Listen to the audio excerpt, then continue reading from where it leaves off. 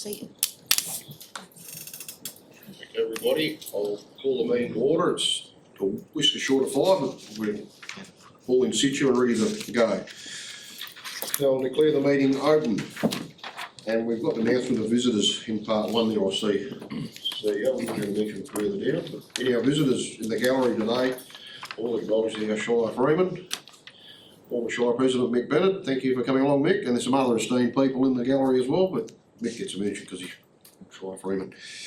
I'll start with the acknowledgement of country. The Shire of Dartmouth wishes to acknowledge that this meeting is being held on the traditional lands of the Noongar people. In doing this, we recognise and respect their continuing culture and the contribution they make to the life of this region.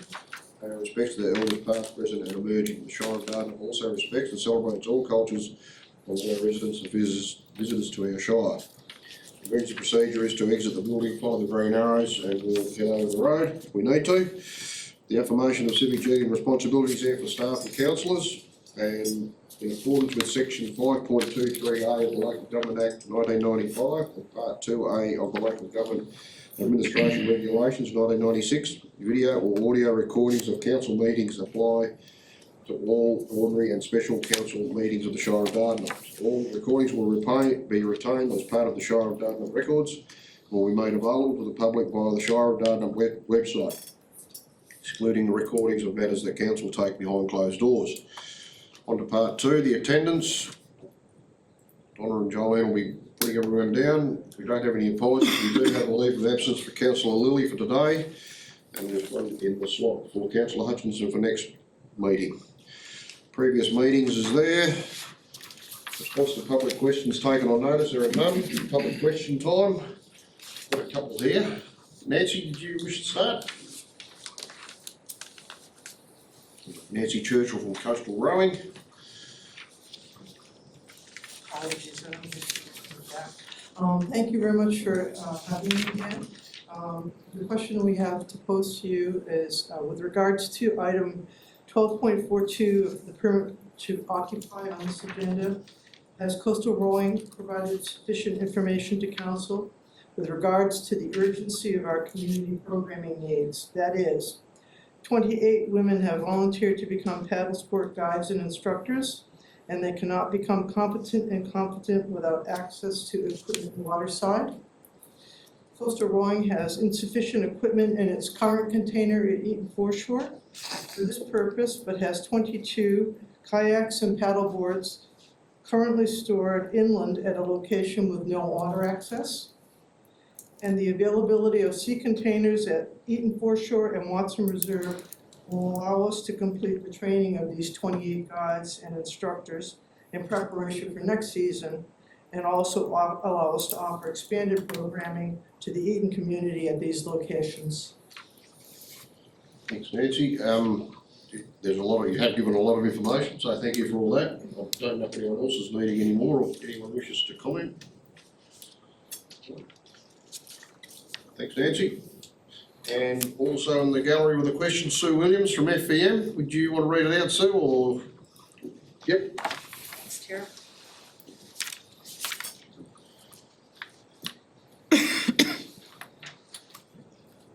I'm Sue Williams. I'm the Chair of the Ferguson Valley Marketing Board. My question really follows on from the presentation that one of our board members did to the council on March the 5th. I unfortunately wasn't available on that day, but we're just wondering if there are any further questions that I can address or the board can address for you that can further explain the direction that Ferguson Valley Marketing is taking and the future we see for perhaps Visitors Centre, which is at the moment based in the Dardanup Township, as well as any steps that we are currently taking to increase our financial self-sufficiency. Thanks for that, Sue. Any questions? Any more comments, Sue? Look, just a quick thanks for all the work you are doing. Yes, always about the money. There's no magic money tree out there, so but look, thanks for the work you're doing and keep fighting on. Yeah, thank you. It's more a case of... Stacey's got a question. Yeah, sorry, just probably could try and drag my mind back to the 5th, but so what, in short, what are the options for trying to be a bit more self-sufficient? you mentioned just before. Sorry, what are our options for? You were wanting to be a bit more financially self-sufficient? Yes, my background is business development, business ownership, so it's part of my DNA. And that's a direction as chair that we're trying to take the FVM.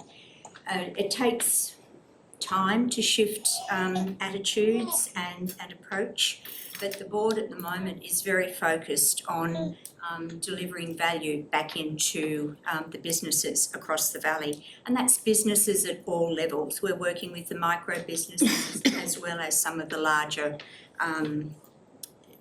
traditional wineries and food businesses. We have some concepts in play at the moment which we're hoping that will then in turn generate additional revenue that we can put back into our activities back across the valley. So that's what we're endeavouring to achieve. Some of those activities are tied up with Lost and Found, the festival. Some activities are tied up at the moment with talking with our membership base and trying to gather some of their subscriptions so we can put together a program with Trevor Cochrane to run an expose on all the businesses across the Ferguson Valley. That in turn is then going to drive business back into the valley. So we're endeavouring to generate funds into our activity base from directions other than grants. Can I have another question? There's an item coming up tonight, 12.2.1, about the application for traders permit at Ferguson Valley, you know, this little pop-up shop. Yes? And I think the other lady that presented to council last time was saying that that's probably one of the how you're raising money quite sufficiently at the moment, that you're getting a lot of revenue from that pop-up shop. Is that correct? We're getting a revenue stream from the pop-up. The objective of the pop-up was really to promote the valley, and that's what we're doing. We've created a token system that is allowing us to track the number of day trippers that we engage with at the pop-up, and then in turn send them back down into the valley for refreshments and so forth. So we've got a system in place there. As an aside from that, we're selling tourist memorabilia, and that is generating revenue, which is allowing us to do some of the other improvements that we wouldn't otherwise be able to do from within the budget that we So I guess my receive. question, sorry to cut you off, I didn't mean to. That's volunteer run, and it says here one of the for a maximum of 4 hours a day. Is that enough working with the volunteers? Because obviously you've got to get volunteers to agree to put 4 hours in over that time frame. That's potentially the pop-up is opened. Is 4 hours a day enough time, or would you like more, less? We'd love 5. What we're finding is 4 hours doesn't capture all the peak at either one end or the other of that time frame, and the peak shifts according to the seasons. So during summer, from 10 to 3 is an ideal trading time. During winter, 4 hours is sufficient, but during spring, summer and autumn, to be able to trade for 5 hours in that day would be helpful. Thank you. Thanks, Sue. Well, anyone might have one more for you, Sue? Just one Councillor Doyle. question for you. So being self-sufficient, more self-sufficient, that is music to my ears. If the Ferguson Valley Marketing Group can be more self-sufficient. One thing I do want to know, in the presentation that we had on the 5th, there was commentary made that there are other businesses in the Ferguson Valley Marketing Group that are from different shires, Cable Shire, Harvey Shire, to name a couple of them. From those other shires, or businesses that are in other shires, is there any donation to the Ferguson Valley Marketing Group from those shires, or is it just the Dardanup Shire that donates to Ferguson Valley Marketing? There's two answers to that question, and thank you for that. Ferguson Valley Marketing, in terms of our sustainability for a 12-month period, is the Shire of Dardanup who funds us. The Lost and Found Festival, which is a completely separate function outside of the activity of the mainstream activity of FVM, is funded by shires who reside in the Bunbury geograph area. So this will be the first year that Ferguson Valley Marketing has actually delivered the festival ourselves as opposed to using an event manager. What we have done for this year is set up a completely separate chart of accounts and a completely separate bank account. So we're actually, although FVM Incorporated owns the brand of Lost and Found and the brand of Lost and Found, we're running it as a completely separate business unit. So there's two answers to your question. Our day-to-day activity about, promoting business and attracting tourism within the valley is funded by the Shire of Dardanup and any additional funds that we raise ourselves. Lost and Found is a participative event across Bunbury geograph. We need to apply for grants to all those shires. We're in the process of approaching some of those shires at the moment. At the moment, we have funding secured by Tourism WA. We have funding secured from the City of Bunbury. We're partway through the process of securing funding from the Southwest Development Commission, but we haven't as yet secured funding from the other shires within the Bunbury geographic area. Thanks. Was that clear for you? Yep, thank you. Thanks, Sue. Thanks, Councillor Denolf. No more public questions. Applications for leave of absence. We do Councillor Jewell already, Councillor Hutch already. Councillor Gillespie. Yes, can I have a Next motion one. for April, please? I'll give you a move that. Second, Councillor Hutchinson seconding. All those in favour? It's unanimous. Okay, no more. Petitions, deputations and presentations, there are none. Confirmation of the minutes of the previous meeting, 26th of February. Councillor Hutchinson moving, Councillor Davey seconding. All those in favour? It's unanimous.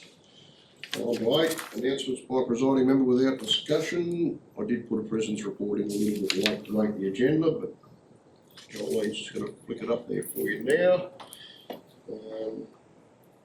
Quite a short one. If there's any questions on what I've been up to, but I will, before you do ask any questions, I will call out Councillor Hutchinson on the previous month. All 4 community meetings and drag people along. And your work getting people to do the market survey was much appreciated. Hutchie, thanks for that. Thank you. So, just thought I'd call that one out now. On to 9, there's no questions of the report.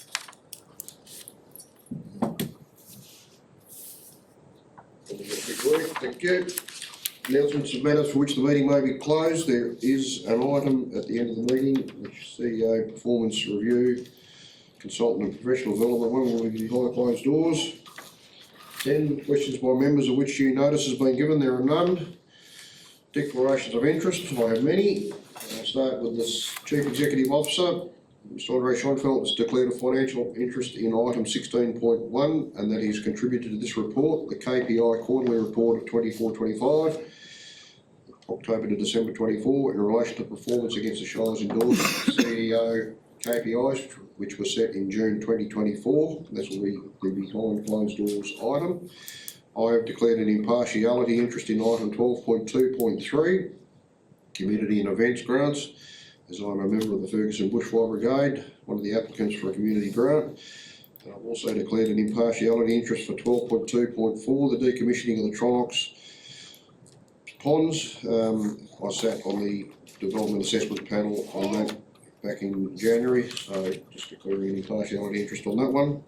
Councillor Manoni has declared an impartiality interest in item 12.2.3, community and event grants, as he is a member of the Burracup Cricket Club. Councillor Gillespie has declared an impartiality interest in item 12.4.2, permit to occupy for coastal rowing, WA, as she has attended She Paddles events hosted by Coastal Rowing. Councillor Janor has declared an impartiality interest in 12.2.3, community events grants, as his son is a member of the Burracup Cricket Club, and they are mentioned in the grant request. Any more declarations of interest? No, okay, we'll get into the meeting. And we'll move on to 12.1 executive reports, 12.1.1 the adoption of the updated strategic community projects 2025, resolutions on Plan 7. It's alright, we're just having our own meeting. Good, we'll remove her. Oh. Councillor Hall removed, Councillor Gillespie the second. Yep. Any discussion on those documents? No. Speak. So in the first point under officers' comments, community priorities, addressing issues important to residents such as improving water pressure in Dardanup. So when do we actually publicise Water Corp's position on the water pressure in Dardanup? That's a good question. Through the chair, in between the preparation of the agenda and the feedback from Watercorp, some of what we initially anticipated to put in that document had to change because of Watercorp's position. So we will need to come back to council about the Dardanup specific advocacy document, if I can call it that, because it will need to address what Watercorp presented to us after we've already prepared this document. So you would see that the attachment doesn't include the water-specific project at this point in time. It's something that we'll bring back to council once we've had time to digest what Watercorp had presented back to council at the last presentation meeting. Yeah, thanks for adding that last comment there, because there was no mention in the report about water pressure, which is the key number one priority for Dardanup town site. So through the chair, if I may, the advocacy plan, which we aren't reviewing at this point in time, still has the Watercorp, still has Dardanup water pressure in there. The document we're reviewing now is the strategic community projects document. We were intending to bring back the Dardanup water project as a separate one that was intended to come into the strategic community projects document. But because of the Watercorp feedback that we got a couple of weeks ago, it actually changed to that. So we're leaving it in the advocacy plan. We could still advocate under that document, but we haven't updated it yet because Watercorp only gave us that feedback, I think, last week sometime. So it was too late to adjust it to this report. That might be something when we're reviewing the advocacy plan that we can update that. We'll go back to the community on that one as well. No worries, thanks. Did you make one? No, this one. Okay, Tony, do you wish to debate? Do we need to discuss any more? No, happy with that. Mover and seconder. Any questions, debate? I'll put that to the vote. All those in favour? It's unanimous. Thanks, councillors. 12.2.1, the application for traders permit, Ferguson Valley Marketing, Gnomesville. Well, I'm a council Yeah, delegate, delegate. so Yep, okay, the leave off I'm happy to, You happy to move? but I'd like to change it to the 5 hours if possible, to help them be as self-sufficient as possible. I'll second that, I was gonna suggest that, so happy to move that amendment, second that amendment. Thanks, councillor Gillespie, you want to speak?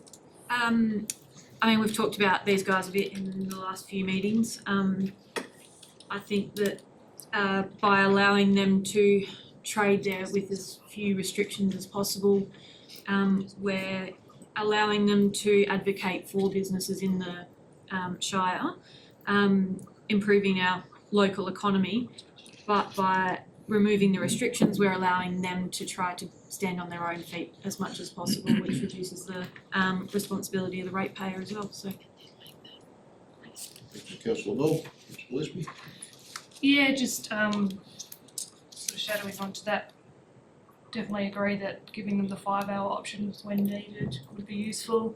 They're wanting to try and become a bit more self-sufficient, and the speaker at the other on the 5th of March suggested that this was one of the main revenue building events that happened for them. And you know, we've spent a lot of money on Gnomesville, and it is a tourist site, whether we like it or not. And they're only selling gnomes and a bit of water, really, which is quite handy. I know, like, speaking from experience, taking family or kids up there, it's quite handy to be able to grab something while you're on site. And they're also promoting local businesses. You can go back in for lunch and other things like that. So I just think it's a win-win if we can help support them, give them that bit more time. Thanks, councillor Gillespie. Anyone against? Just got a quick question. You're against? Okay, councillor Webster. I know I'm probably the only one here, but I understand they need to make a financial contribution to become independent. I believe the Wellington Mills town site, before you approach Gnomeville, would be the ideal place, because they could also promote the history and bring more of the area in, because Gnomesville was traditionally set up to be just that experience of this location, like many other places around Australia, that it's somewhere you go that's really special and it's not encroached on by commercial enterprise. And there is so much room down at the, even though there's not much of the Wellington Mills town left, there is still a lot of potential there. And having something like that with the water and many other things that can be sold, and books even, you could expand with more space and less traffic congestion, etc. And of course the idea was, Gnomesville was always meant to be, as I said, the experience of the ambience of the place, quietness, and something for the children rather than just being alcohol and views and the other important things that are being marketed throughout the valley. Thanks, councillor Webster. Anyone for wish to speak?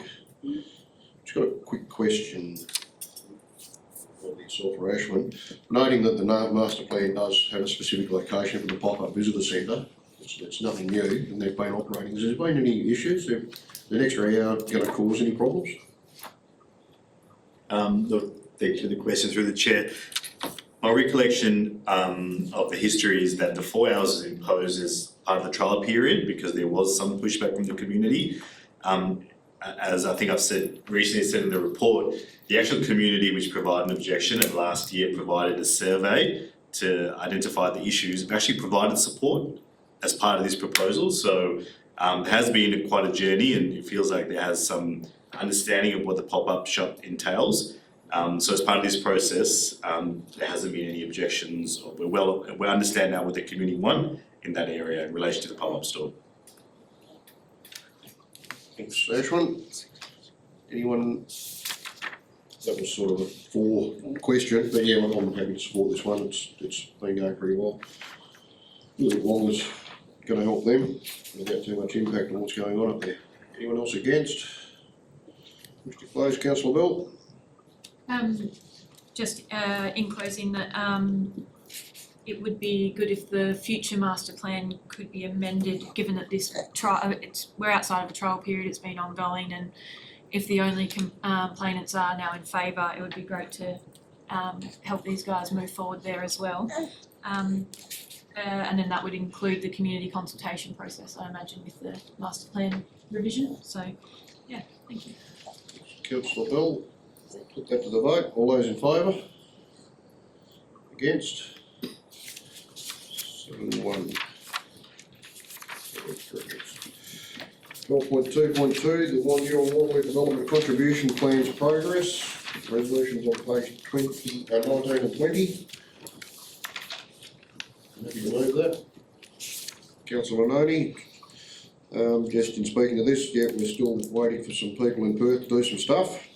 Keep pressure on. There is a few other changes in there, but we'll keep pushing hard to make it happen. Anyone against? All those, okay, we'll put it to the vote, all those in favour? It's unanimous, next councillors. 12.2.3, community and event grants round 2, 24-25. I have 3 declarations of interest, they're all in partiality. Myself, councillor Gardner, and then councillor Manoni and councillor Jador. Councillor Manoni and councillor Jador through their involvement with the Paracup Cricket Club and one through the Ferguson Valley Volunteer Bushfire Brigade. Motion's there on page 30 and 31.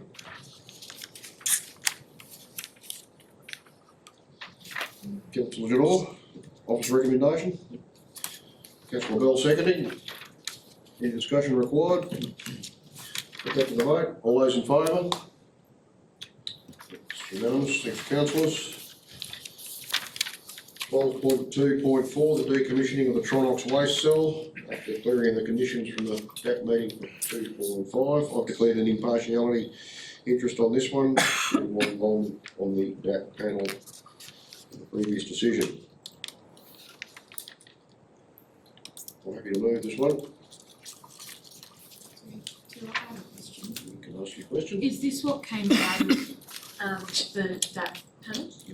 And is this what they have recommended back to council, is it? Sorry, can you just explain the process? I'm not Do you like to explain it, or you'll get it better than me? Thank you, Chair President, the Chair. So, Councillor Bill, that's correct. So as part of the recent RDAP determination, DAP approved the decommissioning of the Tronox waste cells subject to several conditions. And if you scroll down on the report to page, it is page 38, the bottom 38. Councillor, you'll actually see the conditions imposed by RDAP. So RDAP, the Regional Development Assessment Panel approved it subject to those 5 conditions. As part of meetings, several of those conditions, specifically condition 2, condition 4 and condition 5, additional information was supposed to be submitted to ultimately demonstrate that development won't result in environmental impacts. So not long after the Regional Development Assessment Panel determined the application, the applicant submitted the additional information, and what we did, the Shire, to assess the additional information, just due to the technical nature of it, we engaged an environment consultant to review those documents. And what this report ultimately says is those conditions, 2, 4 and 5, based on the peer review by the environmental consultant, those conditions can be cleared because additional information demonstrates to us that that the development won't result in environmental impacts. So the concerns we initially had have been addressed. Any other question? Yeah. Yep. Sorry, my next question is about procedure. And so regardless of the content of this, if this is approved, does that go back to RDAP? And if council go against this, what happens then? Thank you. Through the chair, if council approves the officer recommendation, then the applicant can go and commence the works associated with decommissioning. Ultimately, if council choose not to support this, we would have to then go back to the applicant and advise that we won't be clearing those conditions, and council will have to provide the reason as to why, and we can share that with the applicant. The applicant may provide the information that we require, or the applicant has the opportunity to appeal those conditions, and then ultimately we'll be at the tribunal mediation discussing what are the issues, noting ultimately that the environmental peer reviews recommended that we support it, that it can be approved. So we'll have to go to mediation. That Shire will be asked to come to mediation through the state and ultimately discuss what are the issues with additional information. And that's the process until such time we get asked to reconsider potentially if we go down the path of additional information. But also, council, I think Andre can probably add to this. The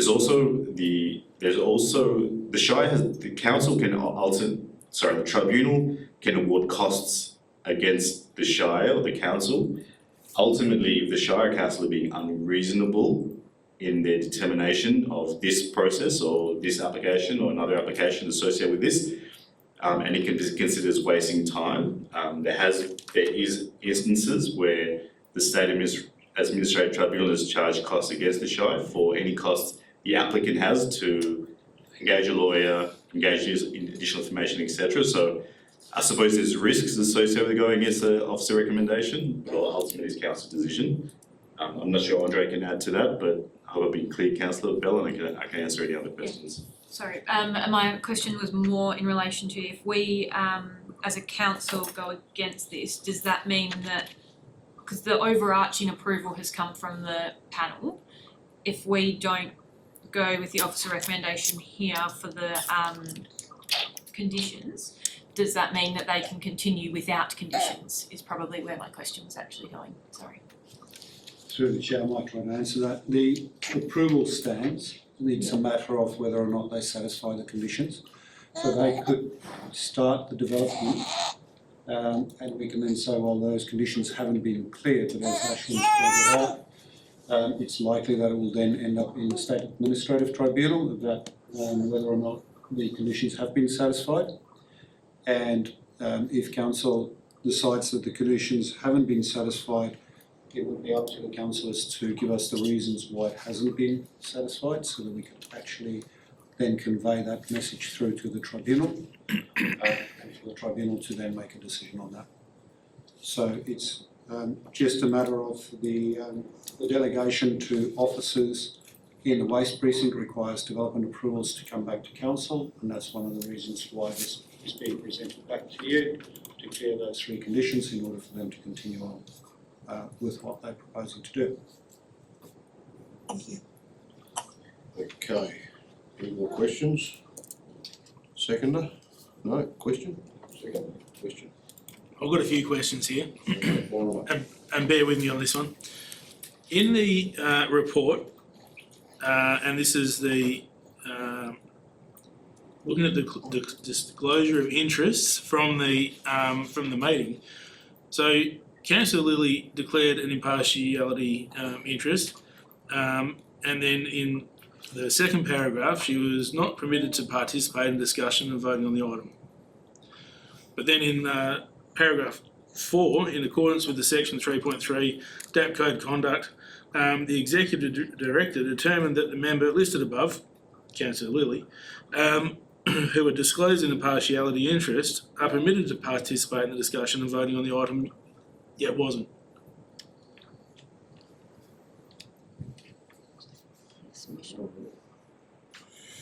Is that correct? Or am I reading that correctly, or am I wasn't wrong? permitted. They're saying here, Councillor Lilly was. Sorry, can you just give us the reference to the page? Page 5 in the report, in appendices 12.2.4a.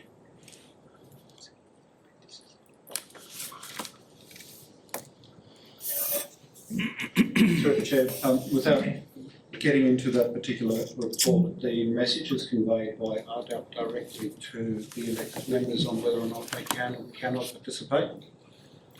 So I'll just make a generic statement in the first instance, but the message is conveyed directly to the DAP panel members. The Shire does not have any involvement in the administration of the development assessment panel process. We also don't have any involvement in their minutes or their agendas, apart from providing them with the responsible authority report.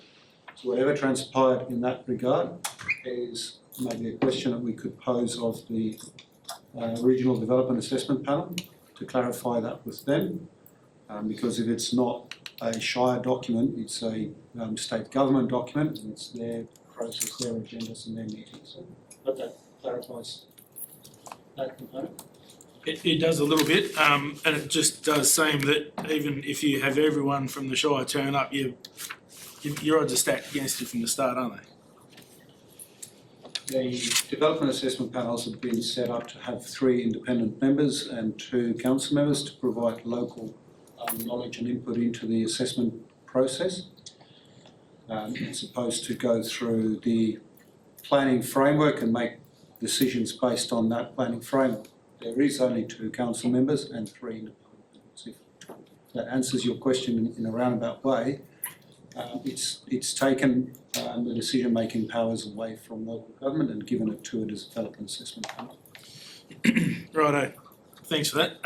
Now, the next one I've got here is we are adding compliance to this process, and there is monitoring to be carried out. It doesn't say for how long this will be monitored for. Let me just find it here. Page 5, 2.1, where we talk about monitoring the levels of the pond. For how long are we monitoring for? 10 years, 20 years, 50 years, 100 years, because my concern is once these leachate ponds are capped, okay, and this one here is setting the precedence for how we're gonna manage leachate ponds in Dardanup Shire. Once this is capped, whether it's done correctly or not, it's then ours to carry for perpetuity. And my concern is that while we are saying we're gonna monitor, there's no guidance as to how long we monitor, how frequently we monitor, and to what standard we monitor. Now, out on that Banksia Road precinct, there has been compliance, from what I understand, compliance issues with vegetation and rehabilitation and revegetation in that area, and it constantly comes up that it hasn't hit the market. We are ongoing with compliance issues. Now we have additional controls or compliances being added where we're not seeing evidence of compliance being managed in the first instance. Am I wrong in saying that, or is there any? Sorry, so the question was how long? Sorry, councillor? Well, there's multiple sorry. questions in there. Of So course, how long is the monitoring for of the water levels and for the so in section 2.1 and 2.2 where we talk about storm event design capacity freehold, who is monitoring that? Thank you for the question, the chair. So the conditions in the RDAP approval ultimately say the post-monitoring of the leachate pond, monitoring the leachate pond for 10 years post-closure of it, goes for 10 years monitoring of it, and that'll be up to the operator to monitor. In terms of the who's monitoring it, is that the other question? It'd be up to the operator to monitor it. And we've asked them as part of that condition to report that to us annually as part of the 10-year post-monitoring. Okay. Another question following on from that though. Do you want to answer that one a bit more? No, actually, I just wanted to go back to that previous question on the disclosure of interest. It actually reads that Councillor Lilly was not permitted to participate. And then Councillor Gardner also declared an impartiality interest and he was allowed to participate. So two different parts to it, but it very specifically says that she cannot participate. I'll show it to you later. Okay, thank you. Thanks, Tony. One more question. The capping of this cell, is it being capped to, what standard is it being capped to? Is it being capped to international best practice standard or backyard best practice standard? What sort of standard are we capping it to?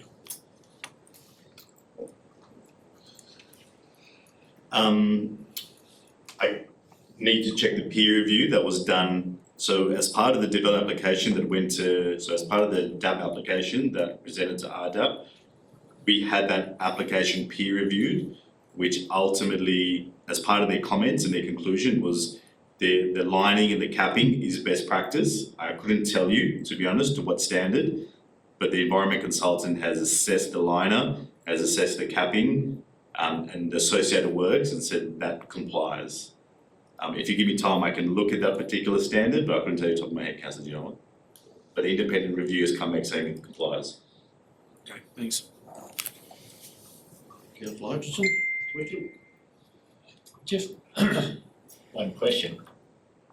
If the wheels fall off this project who's ultimately responsible? Because we've got the Tronox waste going into a tailings facility that is managed by Cleanaway on land that's owned by the JP Corporation. So who's ultimately responsible if the wheel falls off? I mean, we don't seem to get any of this stuff explained to us in here, you know, like, we hear all the good stuff, but you never seem to find another, there's always two sides to every story. So what happens if the wheel falls off? Who's ultimately responsible? You would hope you would have some input, but yeah. National Andre, ultimately. I have an opinion on this, and Andre, no doubt have an opinion on this as well. So typically, Cass Hutchin, typically if there was an issue now and there was a breach of the development approval, we have avenues to seek compliance. But for example, worst case scenario where the operator leaves, this hypothetical scenario, and because it is a regional and it's a significant facility, in my opinion, that'd be the DWER's responsibility to ensure that the site is remediated, that the site is being ultimately used post-waste facility. But in my experience as well, there'd be a lot of advocating, and there'll be a lot of work needing DWER to step up to the plate to undertake that remediation and that post-closure rehabilitation. Through the chair, if I could just say, the landowner and the operators all would be held to account if it's required to do, if that is required to be done. Under the planning framework, we could go after the person who is the operator or the landowner, or both, and the same can happen for DWER. So ultimately, it is those that's conducting the activity and those that own the land. And as Ashwin was pointing out, is if it all becomes too hard, then DWER should be involved in this space, as they are also issuing the licence for this approval.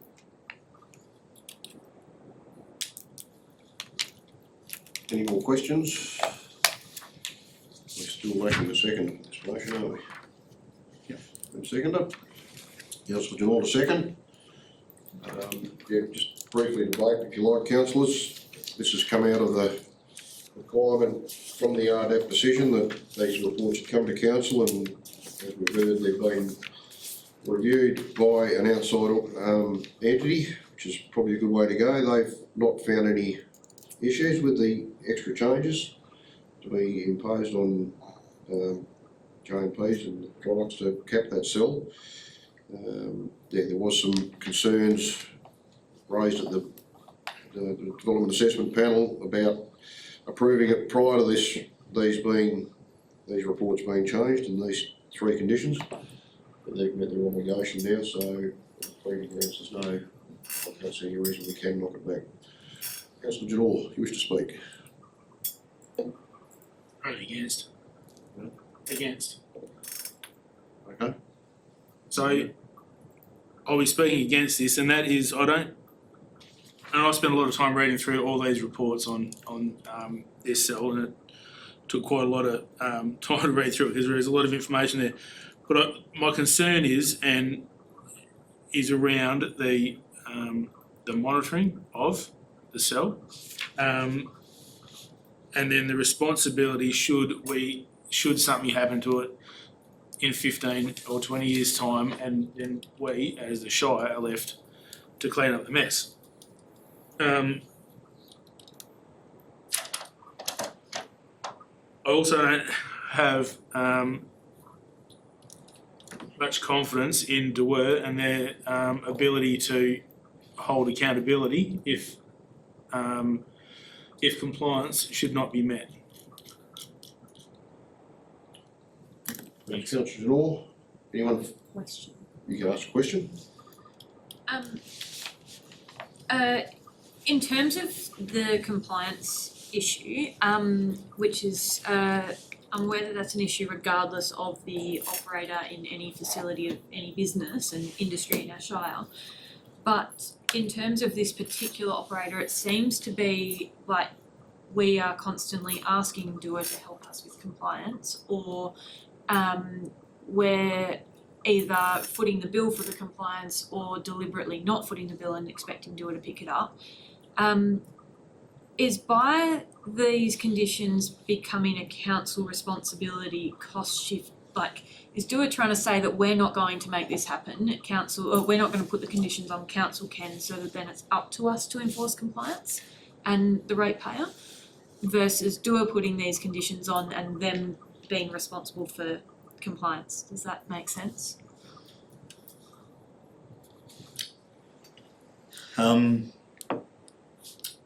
Sorry, Ashwin. That's all right, so it's complex, in my opinion, and again, Andre will have an opinion on this as well, in my opinion, when you have a regional significant facility like the waste facility, it is the DUA's responsibility to issue licenses and to regulate those conditions. And when you look at regulated conditions, they are in relation to dust emissions, they are in relation to, I'm just being real broadly here, potential environment contamination or compliant with their works licenses.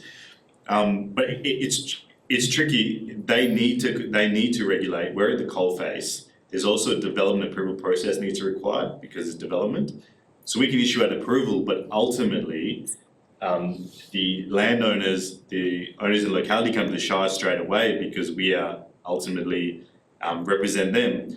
So we're doing a lot of work with DUA in the background to reinforce their responsibility in regulating compliance, especially as amenity impact. So on the face of it, we are doing a lot of work just because we are the first point of contact with our landowners in the communities. But ultimately, it's DUA's responsibility, and at times, in purely in my opinion, I think they can be more proactive in undertaking compliance, where the Shire is often, to appease the community, has responded and reacted. So in some accountability, it should be DUA's responsibility. Through the chair, I can just add to that, support what Ashwin is talking about. There's a dual role here. The one role is DUA as the environmental regulator, needing to issue a license for what's being conducted on site. And the other role is council as the statutory authority under the planning legislation, dealing with a planning approval that's been issued by the Regional Development Assessment Panel. So one, council didn't approve it, but you've got to enforce the approval. And two, DUA deals with environmental approvals second, separate to this. There generally is overlap between the environmental approvals and the planning approvals. And that's sometimes when it's unclear who's to enforce what, where and how. I 100% support what Ashwin is saying is that in my opinion as well, it should be more a DUA function because there's a lot more associated with the environmental impacts here than simply the amenity impacts. Last time we had a conversation with DUA about compliance down here was probably about 12 months ago. We asked them specifically if they had a compliance officer. They didn't have a compliance officer at that point in time, and it sounded like recruitment wasn't going well and that they were probably only going to have compliance come down from Perth. Now, for a facility like this where DUA receives significant licensing fees and other fees like the landfill levy fees for this, you would expect that there would be a compliance officer within the region that would be able to deal with these types of matters more proactively, as Ashwin pointed out, or at least if reactively within an hour or so from when the complaint's been lodged. That's not been the case, so a lot of this has been shifted onto the local government and to our environmental officers and EHOs to try to deal with complaints that really should be, in my opinion, monitored by DUA. It doesn't take away from what you're needing to deal with today though. That's simply a bureaucracy issue that we need to sort out with the state government department.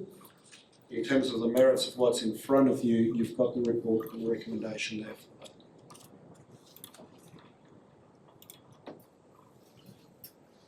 More questions? Councillor Jaws debated against or seconding any for? For or against? Councillor Hutchinson?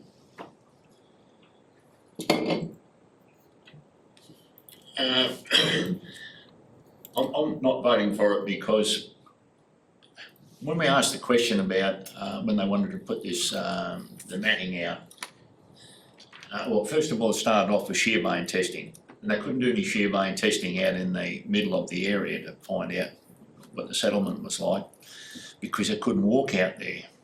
So what I don't understand is, I'm only talking from an old broken down bulldozer driver's perspective, who has worked in tailings facilities. If you can't put the fabric out, how can you put dirt on the top of it and you're going to build a secure cell? I don't understand that from an old bulldozer driver's perspective.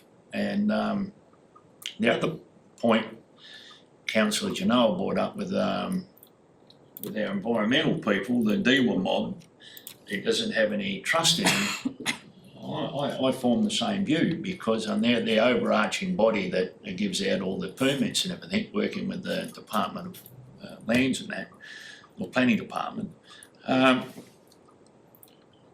just in the Greater Bunbury region, we've had the Stanley Road refuse areas has been contaminated, and it's affecting the people next door. You've got down at Rendezvous Road, down at Bustleton. I mean, you've got contamination all the way down there, and D was ultimately the overarching, ultimately responsible body. So how could you put any faith in that? You know, like just in our own area, we've had 2 lots of significant impacts on people, not just a little bit, significant impacts on people. The other thing here on page 41, so it goes in about the cell leachate, right.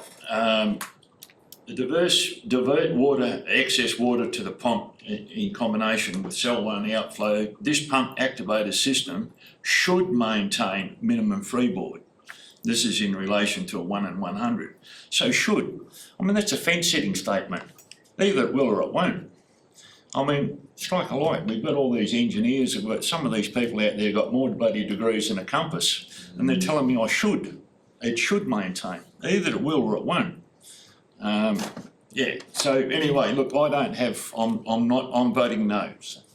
And the other reason I'm voting no, one of the other reasons is, which I find hard, a lot of these reports they send out to us, I mean, I think we got over 1,000 pages in that first lot of stuff. Well, War and Peace, I don't even know whether it has that much. I've only got a basic education, yet I've got to put my hand up for all the people that we represent.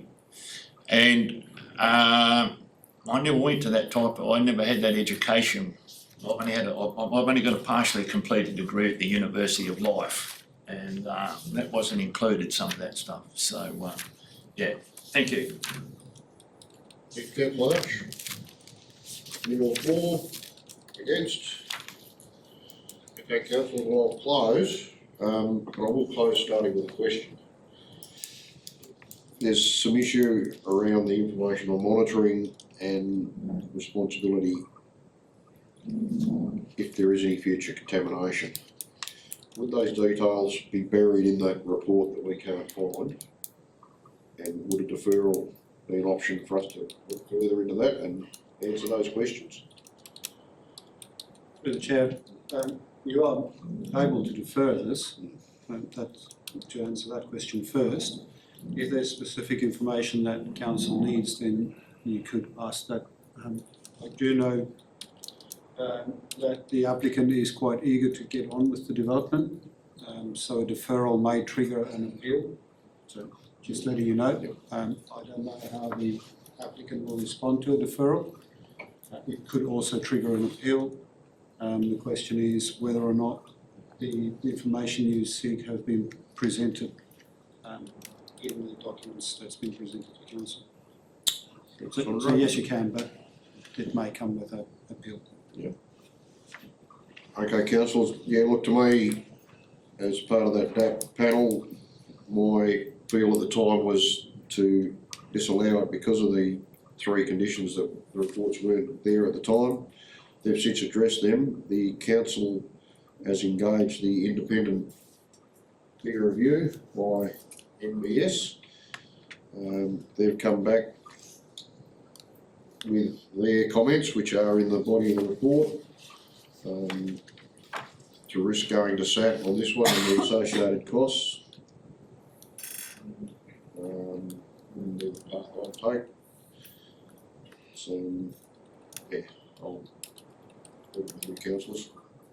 We'll have a put it to the vote. All those in favour?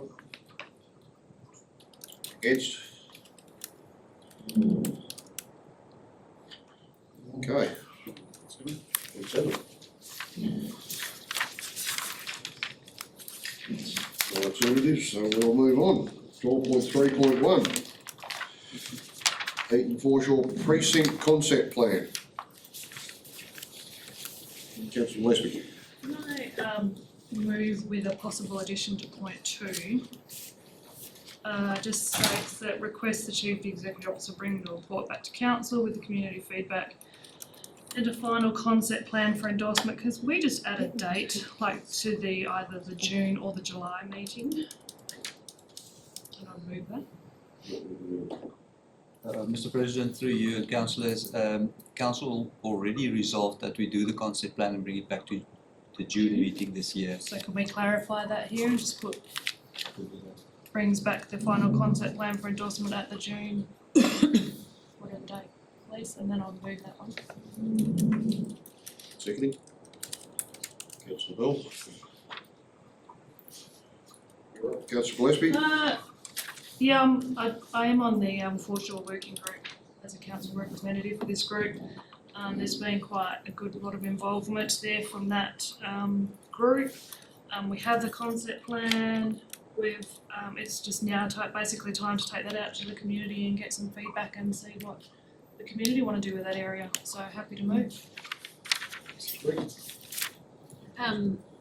I think it's great that we are doing a concept plan for that area, and we've got some issues in the adjoining areas that are getting a little bit of heat on wonderful social media at the moment. So it will be interesting to see what the community feedback says about that. Councillor Bell. Anyone wish to speak against? For? Anyone want to wait, Councillor Gillespie? No. Okay, we'll put that to the vote. All those in favour? It's unanimous. 6 councillors. 12.3.2, Toomey Road, request to advertise for the permanent closure of the portion of the road reserve. Mentioned in the appendix. I have a question. Councillor Bell, question? Apologies for not being here last week. How standard procedure is this to just, if every landowner in the Shire decided that they wanted as much of the road reserve added to their title as possible, what would this precedent sort of set for those landowners? Yeah, Mr. President, councillors, it's an option that they can take up. We can consider it. We consider whether the road reserve is wide enough at that point, whether it's sufficient, whether they can, and then we advertise it, so it goes to the community as well. So it's an option that anyone can take up, it ultimately then gets advertised and come back to council again. From our point of view, if it's wide enough and there's no objection, that's okay. CEO wants to add something? Through the chair, just adding, we wouldn't be sitting in this building if somebody hadn't actually closed the road, border road, and different sections of road all the way around this precinct. So from time to time, it's maybe appropriate to do that, and in this instance, officers are recommending that it's an appropriate way to go forward. Not everybody can just buy up road, but sometimes it's worthwhile doing it when there's a good reason for it, and officers will try to provide council with the best advice, determining, as the Director in Infrastructure has explained, whether or not the road reserve is wide enough to accommodate the road and everything else that needs to be accommodated in it.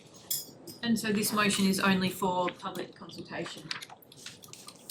That's correct. Any more questions? Got a mover? Councillor Webster's moving, Councillor Hutchinson seconding. Wish to speak, Councillor Webster? Councillor Hutchinson? Yes, I believe that by going out by public submissions, the residents and the ratepayers in the area out there will give us guidance on what they feel is the right thing to do. And I just hope we can get the message out there better than what we did with our community survey. So if someone's got some good ideas, even if we have to go down and do a Flintstone thing and put a sign up on that there that it is open for public consultation, we may have to do that. So, because that's one of our biggest challenges in this council at the moment is communications. So, yes, I'm sure we'll get the right guidance from our residents and ratepayers in that area. Thank you. Thanks, councillor Hutchinson. Question or speaking against? Question? A couple of questions, if I can.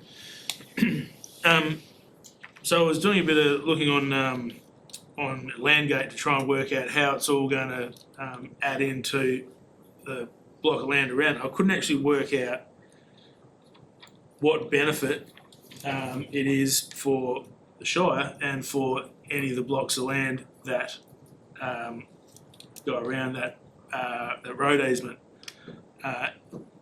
And why it would be beneficial to us to allow this?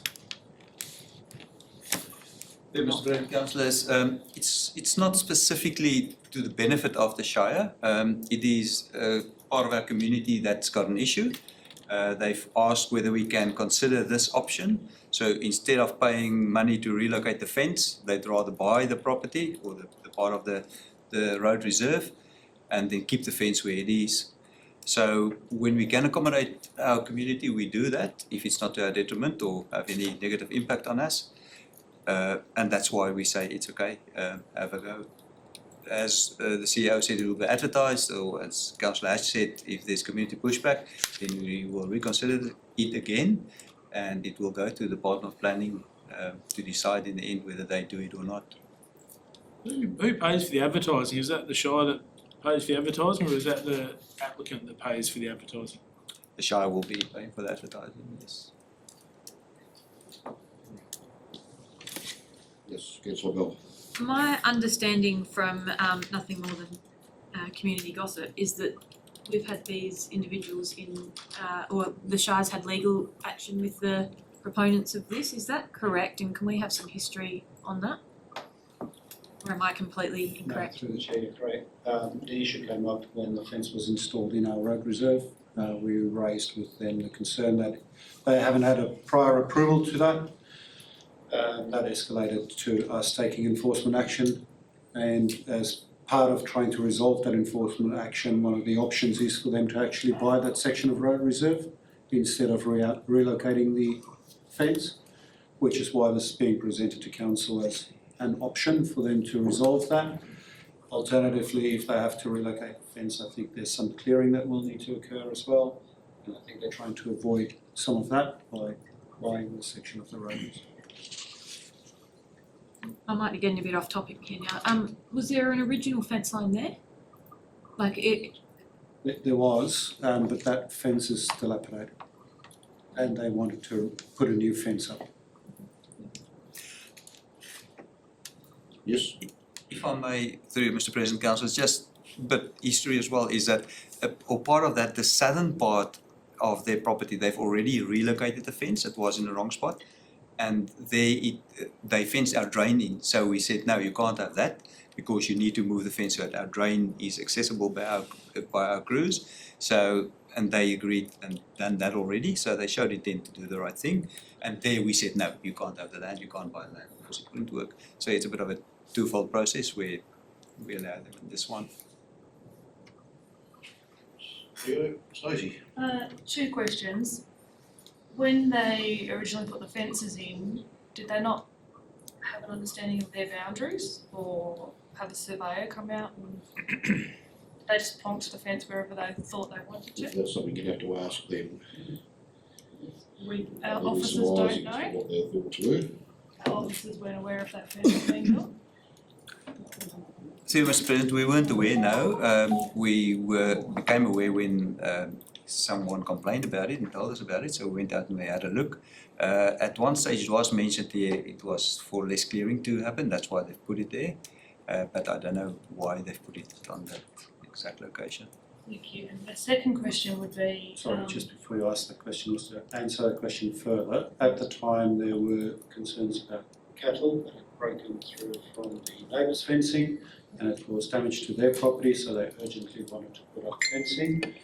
And I believe they put up the fencing before they got any approvals from us. And obviously, when you're putting a fence on your own boundary, you don't need an approval. If you put it inside the road reserve, you do need an approval. So none of that was forthcoming, and all of it happened rather quickly, as I understand it. And when officers then investigated, it was inside the road reserve, not on their boundary, and that's where the action started. thank you. Second question would be, say this, once the community consultation is finalised and say everyone's happy to, the land to be sold, does that then go out to advertising that we're hoping to sell this bit of land, or do we just offer it directly to, not that I'm sure other people will wanna buy a strip of road reserve, but does it get advertised, or does it just go, here you go, you can buy this bit now and keep it there? No, through Mr. President, councillors, if there's no objections, then it'll go to the Department of Planning and Heritage to decide then whether they can sell it or whether they can buy it. If there are objections, then the report will come back to council again with those objections. Through the chair, maybe just to add to it, the Shire doesn't actually sell the road. Okay. The state government sells it, and they sell it at it's generally at a minimum rate. It's land valuation that gets done on. So our coffers aren't getting filled up by selling off pieces of road reserves. So I just want to make that clear. Thanks, all. So we've had questions. You got a mover? You got another question? You got a mover? I've got heaps of questions tonight.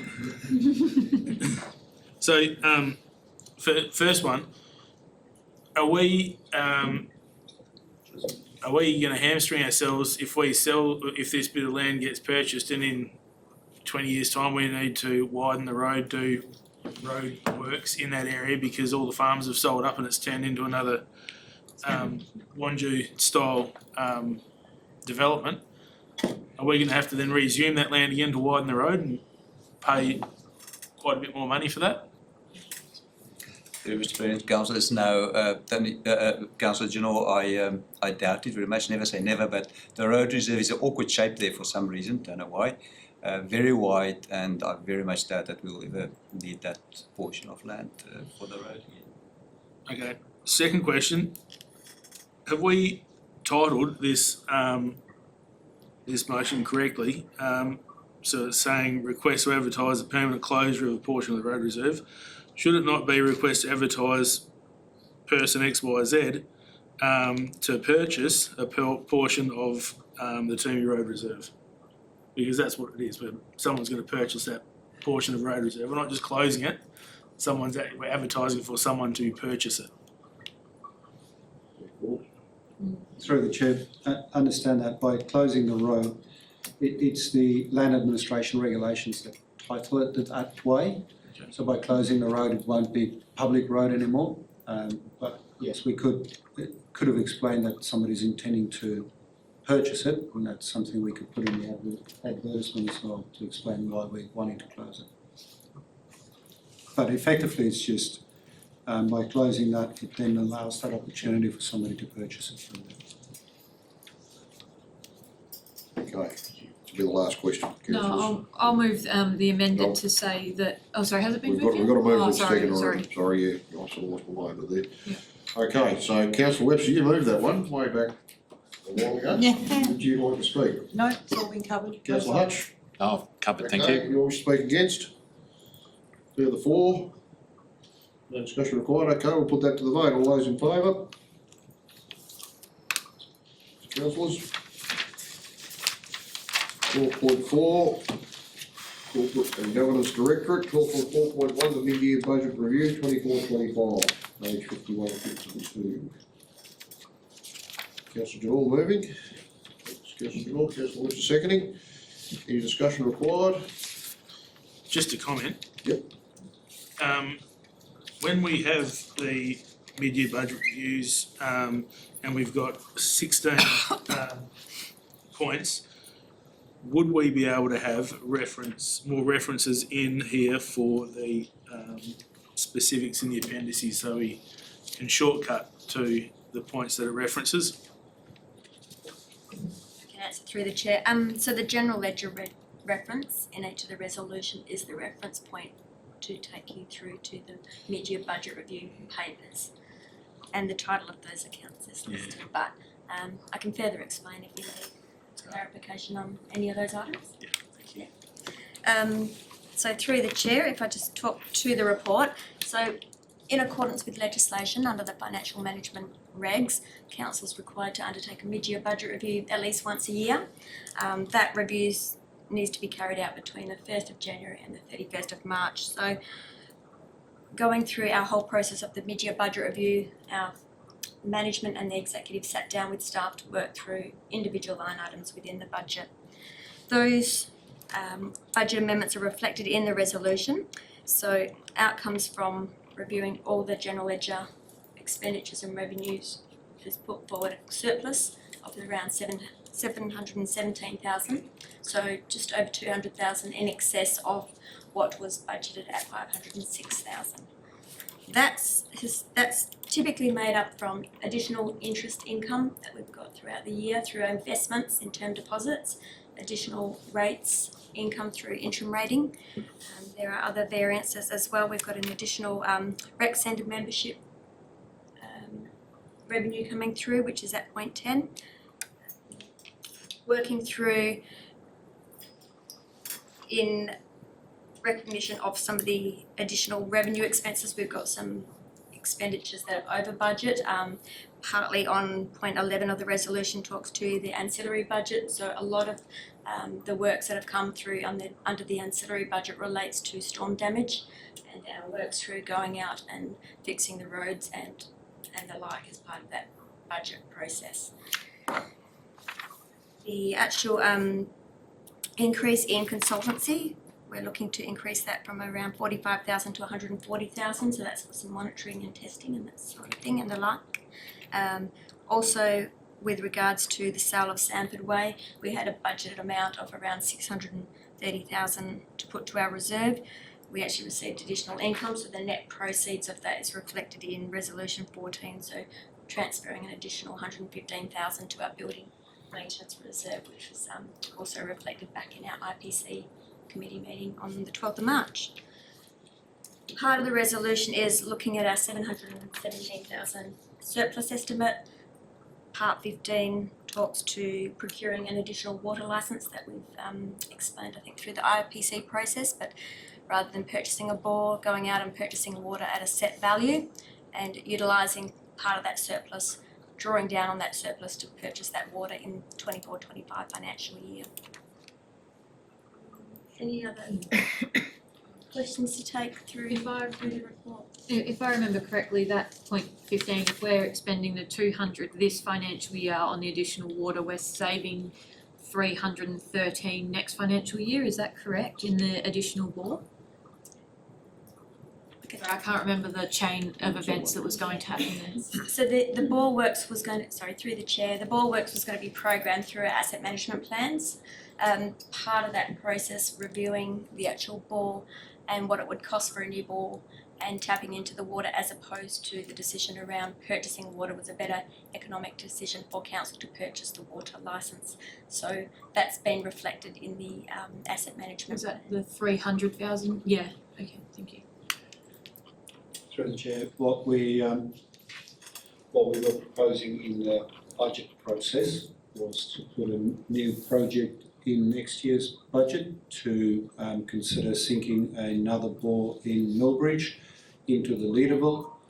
And here's an opportunity for us to, rather than do that, actually just get more licensing for Yarragadee, and that actually gives us better water rather than having to sink another bore and then hope for good water there. We know we've got good water now, it's just getting more licensing to allow that water to be used.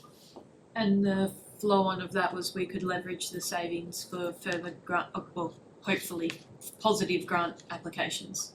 Is that correct? Well, I think part of it is that our foreshore, particularly Eaton foreshore, will be significantly better, and it would leave us more money in our reserves if we do get to needing to leverage grants for some of our other reserves like the Dardanup Reserve and the Burra Cup Reserve areas. Okay, and let's always have that asset remaining that water entitlement in the future as well, which is a good win. Okay, we've got a mover and a second, councillor Webster, did you wish to speak? Yep. Councillor Jamal moved, did you wish to speak? Yeah, I think No. No? Anyone wish to speak against? Further for? Look, just Natalie and your team, a lot of work goes into these reviews. And yeah, it's tweaked pretty well just to get pretty close to what we actually forecast at the beginning of the year. And we come away with that asset in the water licence, that'll be another win, so thanks to your team. And yeah, with that I'll put it to the vote, all those in favour? It's unanimous, thanks councillors. Mr President, I'd like to move 12.4.2. 12.4.2, councillor Hutchinson, you have an amended motion, I'm presuming? I do. Yes? You want me to read that motion out, or is everyone happy to read it off the piece of paper? Okay. If you start reading, councillors have got it in front of them, but Donna will need to get that up on the screen. Righto, so we, permit to, 12.4.2, permit to occupy, Coastal Rowing WA Incorporated, that council, number one, approves the extension of the existing 40-foot sea container permit to occupy on Eaton foreshore by Coastal Rowing Incorporated for a further 2-year period, commencing on the 28th of July 2025 and concluding on the 28th of July 2027. Point 2, request that the Chief Executive Officer review the Watson Reserve Master Plan and negotiate options for suitable location at Watson Reserve for Coastal Rowing Incorporated for 2 temporary 20-foot sea containers and to report back to Council by the 23rd of April 2025. Point 3, approves the issuing of a temporary permit to occupy for two 20-foot sea containers at Watson Park Reserve for a 6-month period from the 21st of May 2025 to the 21st of November 2025. Point 4, approves the issuing of an additional temporary permit to occupy for 1 40-foot sea container at Eaton foreshore for a 6-month period from the 21st of May 2025 to the 21st of November 2025, with the understanding that the outcomes of the Eaton foreshore concept plan are intended to be sent to Council in June 2025. Coastal Rowing could be request to remove the second sea container at the end of the 6-month lease period, pending on the results of the Eaton foreshore concept plan. And point 5, request that any works to the facility of Coastal Rowing Incorporated, including all maintenance, the responsibility of Coastal Rowing WA Incorporated, and will be to the satisfaction of the Shire. Councillor Hutchinson. Seconded for that. Councillor Bell, seconded. Wish to speak? Councillor Hutch. As we're, like part of our vision is to incorporate the community and we do sporting events, we do all sorts of things to be inclusive. I believe that this is a very good cause, especially in especially that the she paddle concept will be cater for a lot of women over the age of 30, allows them to get out and about, keeps people healthy, wealthy and wise, in as much as that you keeps your physical fitness up, keeps your mental fitness up, and then from the wealthy side of it, it puts less stress on our health system. So I think this has it's a bigger picture than just the Dardanup Shire. I think it helps the whole community, even some of the regional communities around us. So I support it. Thanks, Councillor Hutchinson. Councillor Bell? I, aside from the feminism, thanks Hutch, I think it's really important. We live in Australia, we've got water everywhere and pools are fenced, but rivers aren't. And there's the beach. Teaching water safety to a wide group of people is really important. There's a lot of people in our community that have missed out on swimming lessons, and the flow and effect of that safety alone is impressive. Adding in the value to our community is great, and I think that we've covered any risk to the Shire in Hutch's motion, so absolutely happy to support. Thanks. Councillor Bell? Against? Yeah, I'm gonna speak a little bit against. Hutchie, the bulk of it's good, but there's some elements in there that I think by giving a temporary permit to 140 foot sea container, it's actually good because we'll get to see what it looks like before we've actually got to deal with the concept plan. Now that may or may not invoke some community backlash, and we'll get some indication of what they think. But they then to expect coastal rowing to slip straight in and pull that out again, it's going to create a bit of angst to them.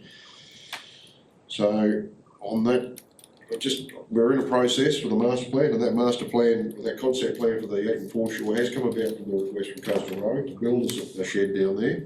And there's reasons we've got to go through the process, and that process has involved a lot of community members, and we'll go right out then for community comment, as well as those groups that we've been talking with. So rather than set them up just yet, I'd rather see that plan come to fruition. And I like your thought with the 22 20-footers as opposed to the 140 footer at Watson Street. But then we'll make a decision. I think that comes back to us in April, so we can have a look at that. So, but yeah, on balance, it's there nearly, but we just need to see that concept plan.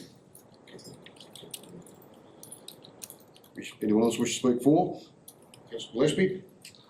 Yeah, recently I've been going through some of our Shire documents and web pages, strategic plans and our vision, Vision 2050, and phrases and words like increase involvement in volunteering, increase participation in sport, recreation and leisure activities, keep a focus on providing community recreation abilities, create opportunities for people to move and encourage people of all ages to maintain an active lifestyle. We're committed to supporting and encourage its residents of all ages to be more active. We want a connected community. We want an oasis of healthy recreation and outdoor activities, and we want to be a think ahead and future thinking council. They just kept resonating, and then the Shire's discussion, decisions, and we make note of wanting to be supportive, progressive, encourage businesses and clubs to come and build businesses and hubs within the Shire of Dardanup. This is all the things we talk about, and it sounds amazing and inspiring, but sometimes in reality it seems that this only occurs for certain clubs or businesses, and council have to pick and choose sometimes, or it just seems to happen, I don't want to say with staff, but sometimes we do all that and sometimes we don't. We've talked a lot about coastal rowing and the programs that they're running, and having to have a hub and utilising the awesome facility that we have, which is the Collie River and the foreshore site. That started back in 2022, 23 I think, and now looking towards Watson's as another launch site and space, I think because it's a bit more of a sheltered spot. And we just seem to be making it a bit difficult sometimes. We have a group here that encompasses all those previous statements that we try and encourage, and they're fairly self-sufficient, they're proactive in funding, they've noticed a huge gap in a community service, and they're working hard to provide that opportunity to our community, and have been hugely successful in that so far. I think it was Nancy or someone presented us a couple of times, and they've, the numbers of people that are participating not only in she paddles but in wanting to join coastal rowing are just beyond expectation, and hoping to grow next summer. it would invigorate and activate the space. It would bring community into Eaton and increase awareness of our facilities. Like you come down and you see the coastal rowing and you have a look at the river and you see, oh, they've got an awesome park here, or come back and go to the park and oh, the shops are handy, that's fabulous. So we're bringing people into the community by just this little program. They seem to have an understanding that they need to work with the Shire and have several times asked for our help and guidance. Sometimes it seems that we're wanting to make it as hard as humanly possible for them to get anything achieved.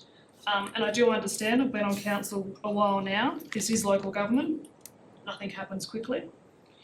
There's processes and policies to follow, and we as a council have been told several times that policy is a council recommendation and we can change policy if we desire. I know the Shire can choose to bog down process with waffle and policy and process or anything else sometimes to delay, or it can expedite when it suits as well. The amended motion that Councillor Hutchins has put forward will allow coastal rowing to move on with what they need to continue their program, and also at the same time allow staff to carry out the required processes. So we've got the foreshore concept plan going, we've got the Watsons coming up future, so they can work together in unison and allow us to get done what we need to do by consulting the community, finding out what works best, as well as helping coastal rowing get some space to put all the equipment. We've got this massive grant for all this equipment and know where to put it. The structures that are proposed by the group, I think sometimes sea containers have a bad connotation and they look horrible and all the rest of it, but we've been shown pictures by staff of some that are clad, they look quite nice, and works can be done to sea containers to make it blend in with the environment. They can have insulation and venting to help counteract heat. And they do not take up the entire space at either Watsons or the foreshore. Initially, the one sea container that is at the foreshore was placed under a group of trees in an effort to screen it. They are quite big mature trees, but there are a lot of trees in that area at foreshore. So it's not like they're taking up the only shaded space in that direct area of the foreshore. And if that is a concern of community, then, in the proposed developments, they can have verandas or something. You've also got some gazebos there that provide shade. So it's not like they're taking up all of the shade on the foreshore. They're not preventing others from using that site. They're working in collaboration with the community, they work in collaboration with the Eaton Foreshore Festival. There's no environmental negative impact on anything, so I think I do support the motion of Councillor Hutch that 2 sea containers, looking at Watsons, I went down there the other day, would be quite tricky to get 1 40-foot in there, so 2 is quite a good idea to make it a bit more accessible and easier to have that achievable. So I think we need to step up and actually support this group and work in collaboration and unison to get council policy happening and community consultation, as well as help coastal rowing achieve what they need to do as well. Thanks, Councillor Gillespie. Anyone against? Hedging my bets both ways. Speak. So, while putting additional sea containers on in Watson Reserve and down at the Eaton Foreshore, are we setting a precedence that if there's any affiliation that wants to start a club, they can put an application in and just throw another sea container down at the foreshore, which then, where do we draw the line in that? Do we have multiple sea containers down there, a sea container city? But in saying that, here is a community group that is getting people out and active, and from what I understand, a fairly fledgling group that does need support. We're happy to support the softball club and the footy club and every other well set up a long-standing club, yet one comes in and needing assistance, and we need to wait until a foreshore plan's been done, or we need to wait for this. I mean, we're always waiting where this group is ready to go, and if we delay too long, they'll give up and go somewhere else, which won't be good for the community in the Shire. And Councillor Gardner, you have some reserve there. Is there a way we can make this more appetising to yourself or others in the wording on this motion here, not taking away from the intent of it? Oh, look, since you've asked me a question there, Councillor Jamal, look, yeah, the intent is fine, but it's about process too. And that's, we embarked on a process with the concept plan, and we're sort of disregarding that a bit by allowing some things that we talked about on that concept plan without it being advertised and endorsed. Can I ask a question about the concept plan? Yep. I was under the impression that the concept plan was for the foreshore, not Watson Reserve. Is that correct? It was, but this involves a container going down at the foreshore as well. Okay, thanks. I can understand there's a concept plan and there's process to follow, but to get something happening for a group in the interim, we need to be able to apply an interim measure. Question of Nancy, yeah. Suspense, how would I do that? You're the chair. Councillors, with your indulgence, I'll just ask a quick question of Nancy. Nancy, just to quickly get things started, with the two 20-footers at Watson Street, how much of a solution would that be to your current issue with storage? A large solution. But we can put equipment down there, we get all the things that I talked about, all of the stuff from Watson. So that'd be a satisfactory pending the results of the concept plan at the foreshore Yes. for the second 40-footer down there. Do you mean to That's just wait, confuse things even more. do you mean to wait for the second one at the foreshore? Yes. Put the two down there, is that your intent, sorry? Oh, look at, there's a motion on the table. Oh, okay, just trying to understand what And you. that's as I said during debate, happy with Watson Street, two 20-footers. The extra 40-footer down at the foreshore right now, I have a problem with. Until we do the concept plan and do it, so. If it doesn't align with the concept plan, then Take it back. entertainer goes. That's creating And another. Coastal Rowing are fully aware of that it will be removed if it doesn't fit with the concept plan, is that correct? According to that motion. I've already spoken against. Do I foreshadow a motion?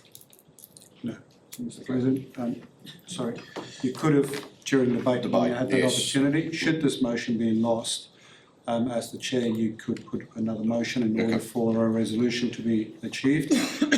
Before you do put the motion, can I request a very slight couple of changes to your resolution or recommended resolution, please? It is in number 4. It's just where it says coastal rowing could be requests, that be requested. I think that's already been changed. To remove the second sea container at the end of the 6-month lease, can we just change that lease to permit period? Because we're not actually giving them a lease, we're just giving them a permit to occupy. It's a different term, and I just want to make sure that we're clear on what we're giving them. If that works, let's do it, yep. Thank you. Okay, councillors. Have a bit of toing and throwing. Councillor Hutchinson, you're the mover. Would you like to close? Mr. President, no, I think councillor Gillespie, Can I ask to amend? You could have asked them to amend it if you wanted to. Can't push out the motion, sorry, I should have Yeah, said that. okay. With your indulgence, councillor Hutchinson, could I ask you to amend part 4?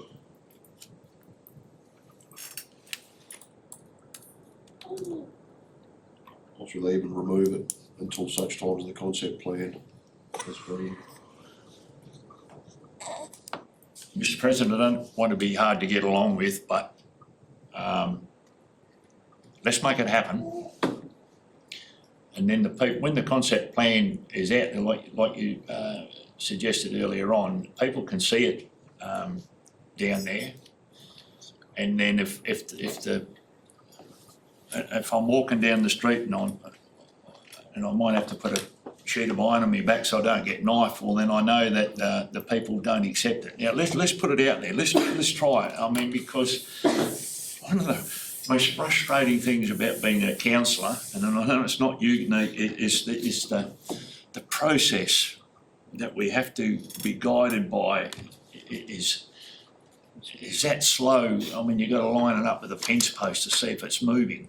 So let's put the thing there with the understanding that coastal rowing, if it doesn't get through the concept plan, it's got to go. And by having it there, people can view it and they can make up a practical thing. But just closing, I understand Councillor Janor's issue with sea containers, but we live in a world at the moment that sea containers give us a practical form of being able to store stuff. It's weatherproof, they're insect proof, and there are some clever people out there in the artistic world that have been dressing these things up. And if we can find a way to dress them up affordably and make them blend in with the environment, I think it's a really good way of doing things. And then not being permanent, if things change, times change, things change, environment change, whatever happens, pick them up and shift them. You're not putting down permanent structures. So, so just closing out, I'd like to leave it the way it is. If they go and put the thing in there and then the people on the Eaton Foreshore Committee don't agree with it, as long as coastal rowing are fully aware that they shift it out. And it gives people the opportunity to see what one would look like down there, whether it be good, bad or indifferent. Thank you. thanks councillor Hutchinson. Just one quick one, just with Hutchie's enthusiasm to move this motion. At the start I did fail to note your declaration of impartiality, so I do have to read that out, which I was supposed to do at the start. So with that, councillors, I'll put that to the vote. All those in favour? Against?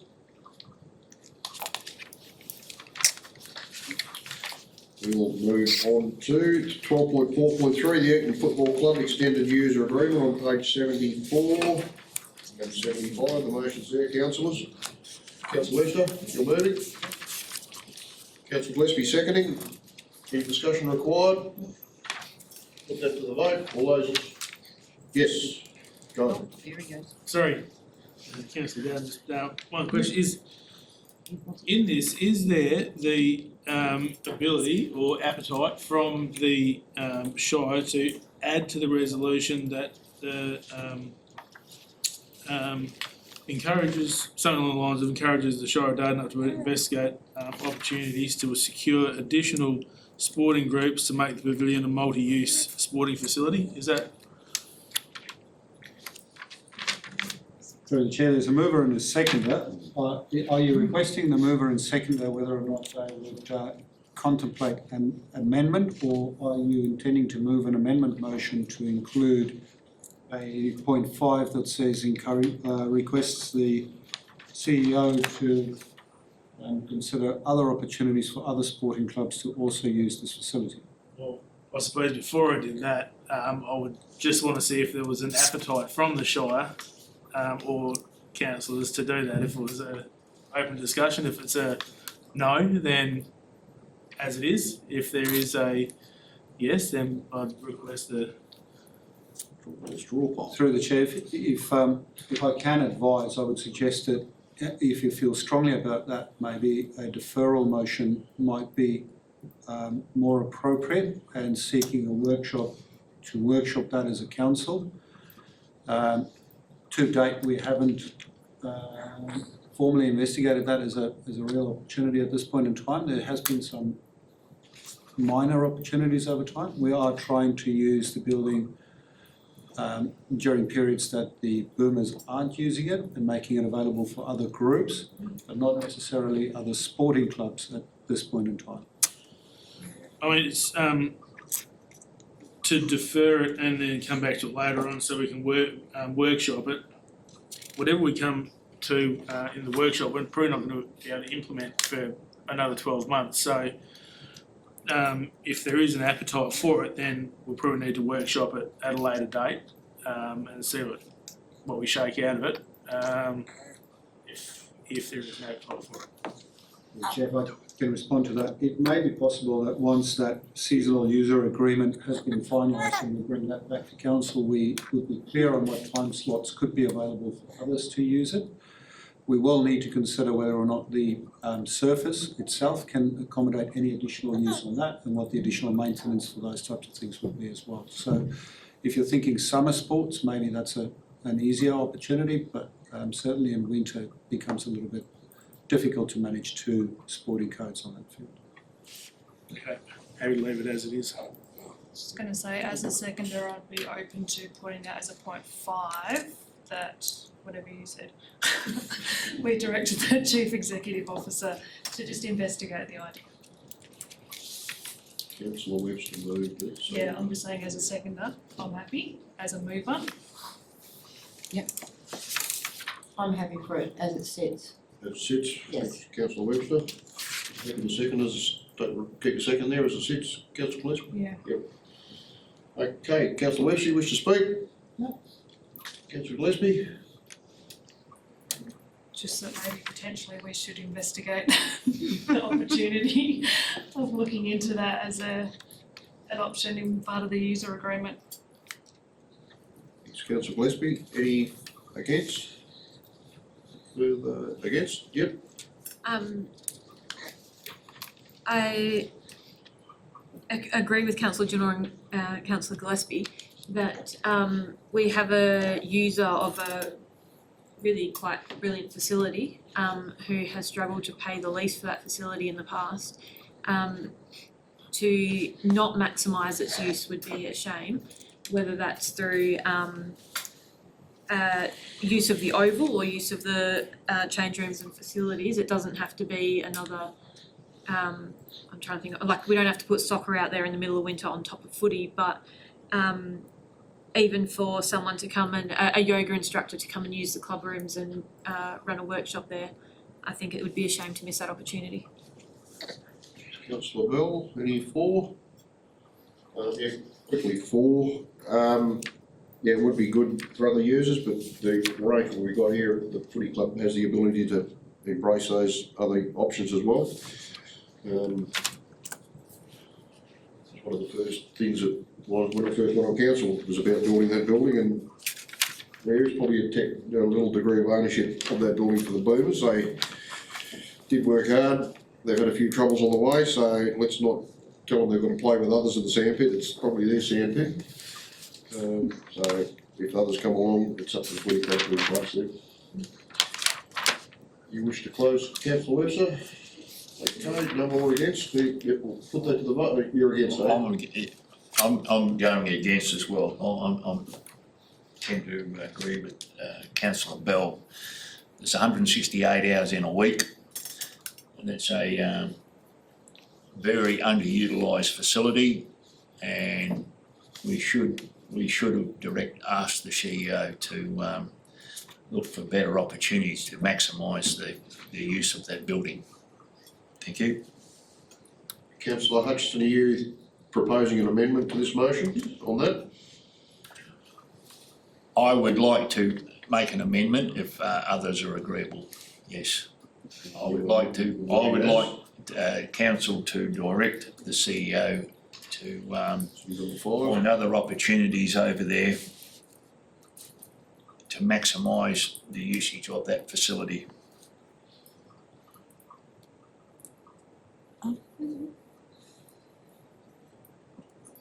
Through the chair, so are you taking that as an amendment motion then from Councillor Hutchinson to direct the CEO to investigate opportunities to maximise the usage of the facility?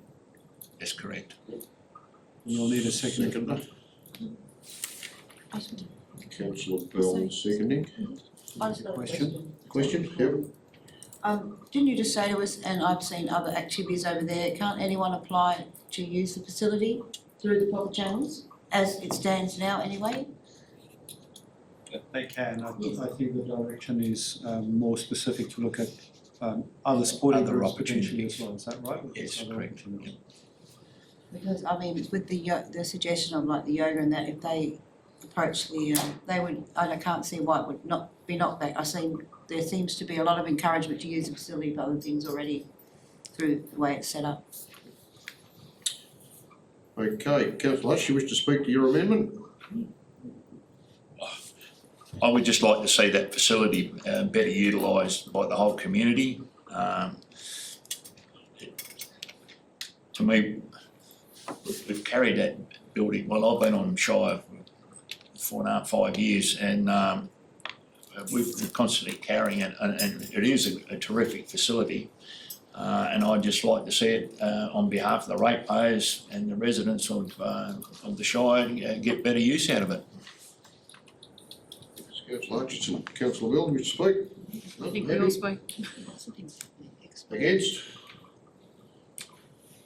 Okay, you're just, yeah, sorry, Hutch, I think the footy club's got to have their home and they need to be in charge of their own destiny. And it's up to them to embrace. During that time of the year already, we've given it to them. There's other options there for that non-winter time of the year that the Shire's operating the building, but there's nothing stopping anyone using that in negotiating with the current leaseholders or the Shire in that other part of the year at the moment, so leave it as is for me. 4, any further against? Anyone to close? Hutch? Okay, we'll put the amendment, which is part 5, to the vote. All those in favour of the amendment? As it stands, No, this is just the amendment. or your amendment, Okay, it's 2, 5. it's already doing it. Those, Any against? and against? Approved. Councillor Webster, Malone. Yep. Okay, so the substantive motion now will include part 5, the CEO. We direct the CEO to investigate opportunities to maximise the usage of the facility. You were closing on that when we last finished, Hutchie? No, You were speaking against it? you were so- speaking against it. If you're speaking, now you've changed it to you be speaking for the motion. No, so now you give an opportunity for somebody to speak for, For, who hasn't yeah. spoken yet. Which is where we're at. Who wishes to speak for the motion? What motion? The whole motion. Standing Didn't we motion just now vote is on that? what's No, on we just page. voted to add 0.5, We put now we're 0.5 voting on the in. whole thing. So, okay, so we've got on the page 74 and 75, we've got parts 1, 4, with the addition of 5, The new amendment. which is the substantive motion moved by councillor Webster, seconded by councillor Gillespie. Anyone? Yeah, vote back. Yeah, okay. With this now on it, yes? Yeah, with this back to the added. substantive Yes, motion. okay. Anyone else wish to speak for? Against? Councillor Webster, it's your motion. You finished? Yeah. Okay, we'll put that to the vote. All those in favour? Against? 6-2, councillor Gardner. Moving on to 12.4.4, the outcome of the open access intermodal terminal. Expressions of interest and the one for the advanced manufacturing opportunities, page 83 of the agenda. I'll move that one. Councillor Hutch is moving, councillor Jewell seconding. Anyone wish to discuss? I have a question. This was discussed briefly a little while ago, I think, from the CEO.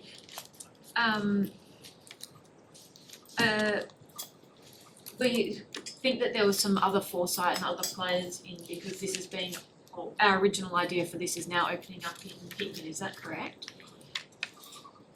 Through the chair, there was an announcement by the Cook government prior to the state elections that there'll be a $95 million investment into Picton in establishing an Amtech out in that space. So the advanced manufacturing expression of interest component of this seems more likely to be associated with something in Picton. We don't know the exact location at this point in time. Our request for interest hasn't, the registration for interest hasn't attracted any expression at this point in time. With regards to the intermodal terminal facility, we haven't received any expressions on that either. The Greenbushes, Taliesin feasibility into reactivating the railway line, I understand that that's progressed to final draft, and it's expected that by the middle of this year that document will be finalised, and then the state government, Taliesin and others will make a determination on what they wish to do moving forward. I think the outcome of that may provide some additional opportunities for Lot 100 Martin Palooza.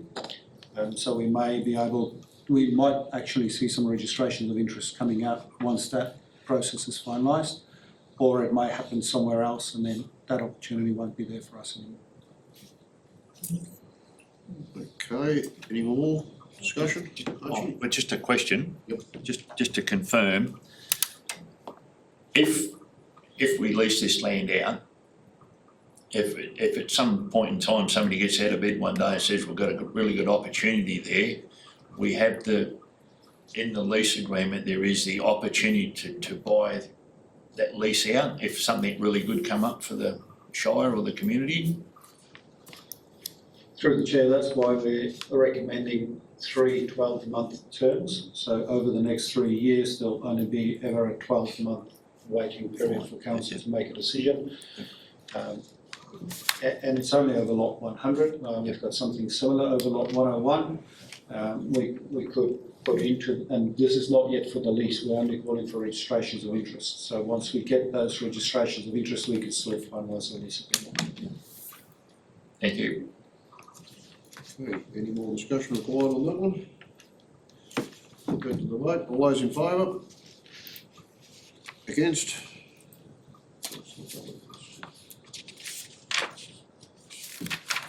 12.4.5, the tender, determine the tender for the Busher Road intersection upgrade, page 88.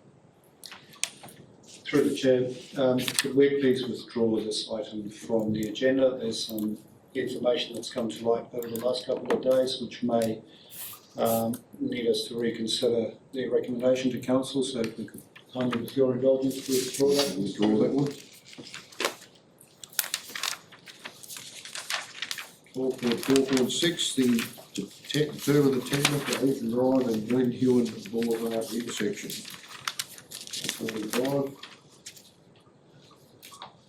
Archie, moving. I'll move it. Councillor Gillespie seconding. Any discussion required? Sorry, one question. So this is the one that came in under budget, is that correct? Through you, Mr. President, yes, it came in under budget. There are still a bit outstanding from Western Power to do some lighting, but the tender came in way in the budget, under budget, so we should be fine. Yeah. That's good. So just so I can understand as well, so did it come in under budget for our original budget, or have we upped our budget to get ahead of the curve and now it's come in under the budget? No, through Mr. President, it came in way under the budget, our original budget, yes. Excellent. Thanks, Leo. Any more questions, discussion, debate? Put that to the vote. All those in favour? It's unanimous. 12.4.7, the monthly statement of financial activity for the period ended 28th of February 2025. Councillor Davies to move, Councillor Webster to second. Discussion. Put that to the vote. All those in favour? It's unanimous.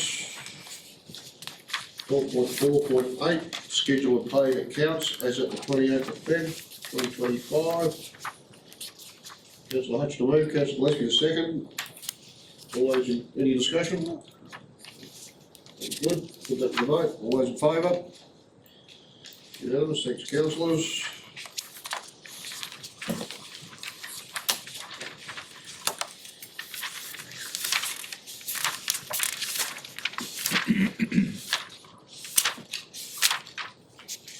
Moving on to 12.5, the committees, Audit and Risk Committee meeting held on the 12th of March 2025. We cannot move these on block. Resolution A. Councillor Gillespie, Councillor Maloney. Put that to the vote, all those in favour? Did you vote, Councillor Webster? Yep, thank you, it's unanimous. Excuse me. Audit and Risk Committee, Resolution B, the compliance audit return. The signed and certified. Councillor Maloney moving, Councillor Hutchinson seconding, any discussion required? Put that to the vote, all those in favour? Hutchie, you vote? Yep, thanks, that's 8. Audit and Risk Committee, Resolution C. I'm looking to move that, Councillor Westby seconding. All those in favour? It's unanimous, 6 councillors. Resolution D, on page 143. I'm moving, Councillor Davies seconding. Any discussion? Put to the vote, all those in favour? Councillors, Resolution E. Business continuity plan, Councillor Gillespie moving. I'll second. All those in favour? That's unanimous, 6 councillors. Audit and Risk Committee Resolution F, cyber security. Councillor Hutch moving, Councillor Mahoney seconding. Everyone's happy, put that to the vote, all those in favour? Yes, that was everyone, 6 councillors. 12.5.3.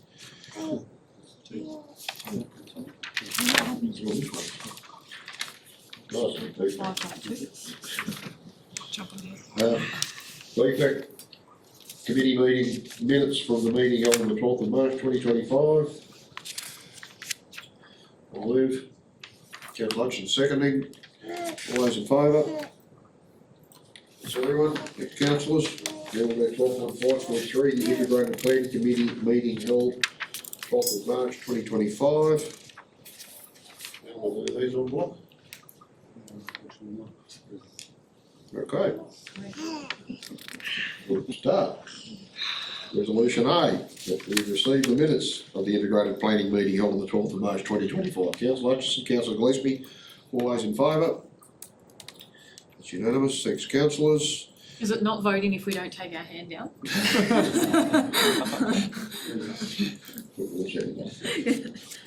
Integrated Planning Committee Resolution B, regards to the Eton Rec Centre.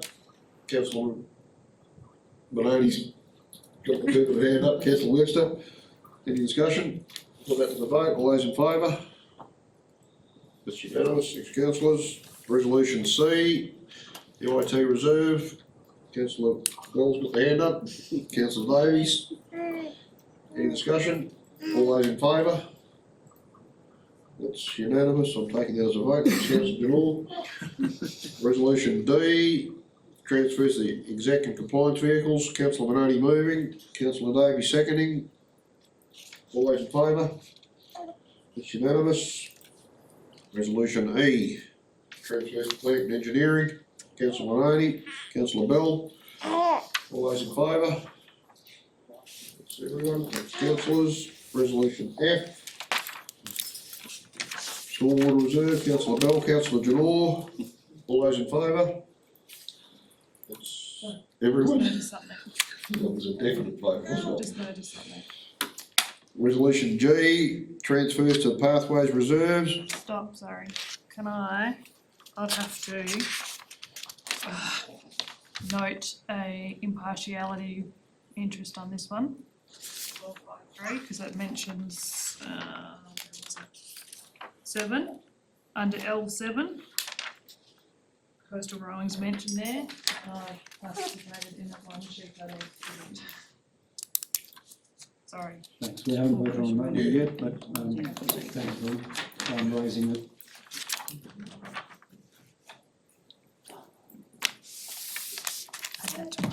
Okay, councillors, we're back to, what do we do? We just did F. And F, we're up to G. Councillor Bell's moving, councillor Minoti seconding, all those in favour? It's unanimous. Resolution H, Parks and Reserves, councillor Hutchinson moving, councillor Davey seconding, all those in favour? It's unanimous. Resolution I, Building Maintenance, councillor Bell's moving, councillor Gillespie seconding, all those in favour? It's everyone, thanks councillors. Resolution J, Road Construction and Major Maintenance, councillor Bell moving, councillor Webster seconding, all those in favour? Next, councillor Davies, yep, that's unanimous. Resolution K. Councillor Bell's moving, councillor Hutchinson seconding. There might be some debate on this one, councillors, do you wish to speak, councillor Bell? We already spoke about this at the IPC meeting. My sentiments are the same as what they were then. I think the main thing that we're probably going to debate about here is point 6 in terms of super. And I'm unaware of any role in any industry that doesn't currently get super paid on it. And the ATO is currently working on grey areas to crack down on that, to ensure that no one is missing out on their super. Women are chronically underpaid super because they take so much time out of the workforce to raise children. And our largest growing demographic is retired women. Our largest growing demographic in poverty is retired women because they haven't got the funding to support themselves into retirement. And I mean, we all like to give back to our community. Many of us have volunteer roles outside of council as well. But to say that this is anything less than a job, and the responsibilities and the restrictions and legislation and whatever else that you want to put on councillors, plus the time commitment, obviously, with sitting here at meetings, workshops, and answering phone calls, emails, etc. I think that it's fair, and in the scheme of the numbers that we've just voted on under this overarching motion, that's $20,000. It's a relatively small amount, so thank you. Councillor Bell, councillor Hutchinson, you wish to speak? No. Okay, and against? Yeah, I'll correctly speak against, as per my comments during the IPS meeting. There's some talk that the superannuation would be some equaliser, but unfortunately, for the youngsters, but unfortunately it's not accessible for 65 years of age, the current thing. As I said, it's a little bit of community service. I look upon the fact that some of the training we get to do as councillors is also a bit of personal development. So there's other ways that being on council we get some benefits. For us to put our hands up for what's effectively a 12% pay rise again this year is, to me, just a little bit hard for me to swallow. So I'll be voting against it. Any further for? Yeah. Yep. Probably one bit, the bit where I can talk a bit. So first of all, sorry, it's 60, not 65. Jill, Councillor Gardner. What is it, 64? 60. 60? If you retire. Gee, I reckon 65 was the time you get there, mate. Look, I'm happy to debate the 80%, and that's fine, I understand that, maybe we can reduce that, but I think the superannuation is one that's really, really important, and I spend a lot of time at work modelling what slight differences make down the track, and I think it's very, very important for particularly young councillors because you have the compounding effect of that over 30 years. So yeah, definitely supportive of the superannuation guarantee, but happy to talk about that 80% if that's a huge issue. Thanks, Councillor Moroney. Any more against? Just to close, Councillor Bell, happy? Okay, councillors, we'll put that to the vote. All those in favour? Against? Opposed? Resolution L, Councillor Gillespie's declaring impartiality interest, that she's a member of, that she's done stuff with coastal rowing. Thanks, Councillor Gillespie. Resolution L's there, councillor Bell, you're moving. Councillor Janelle seconding. Any discussion required? Put it to the vote, all those in favour? That's unanimous, thanks councillors. Resolution M, council supports Ferguson Valley Marketing Gloucester Town Festival 2025 additional contribution of 5,000 to a total of 20,000. Happy to move that one, councillor Bell seconding. Any discussion required? Put that to the vote, all those in favour? Okay, that's, what did I see, 6 across here, was it? 5, against?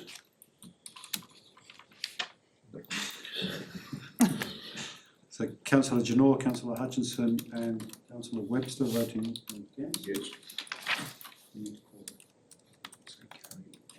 Carried 5-3. Councillors, everyone's happy with that? 13, elected member motions of which previous notice has been given, there are none. No new business of an urgent nature introduced by the decision of the meeting. Public question time, they've all gone home. Matters behind closed doors, councillor Gillespie's moving. You Can I just got- ask a question? Yep. Did we do 12.5.2? I thought we seemed to have jumped that. No, we went. Did it? Yeah, councillor Gardner moved it, councillor Hutchinson seconded and it was carried unanimously. I tried to get across it, then I had to come back. Okay, matters behind closed door, councillor Gillespie's moving, we go behind closed doors, councillor Bell seconding, all those in favour? Okay, that's unanimous, thanks councillors, thanks Tanya. Councillor Martin's moving, we come back from behind closed doors, and councillor Janelle seconding, all those in favour? Okay, councillors, we are back behind closed doors. That motion doesn't stand. That motion ever doesn't stand. Been stuck here forever. Yeah. Yeah, bring them all back in. They've worked with it before, so they know what they're all about. Travel costs and additional Well, it sounds like you need a new bomb before they can charge for it. Charge whatever they want to. It takes, But they're only 5,000, so. like I think I'll tell you they've got- and they're the same. I did invite him to dinner, but he didn't want any. So they do, if we ask for Okay, 4 extra alright. meetings, they're the same price. The CEO performance review will be done by Muslim Solutions. I know it's got a bit, Discussion? And the compliance. yes, we voted to full abolish. Oh, but I mean, for the. Yes, but we've reported before. No worries, thank you. Okay, councillors, we're back behind closed doors. I'll close the meeting. Thank you very much.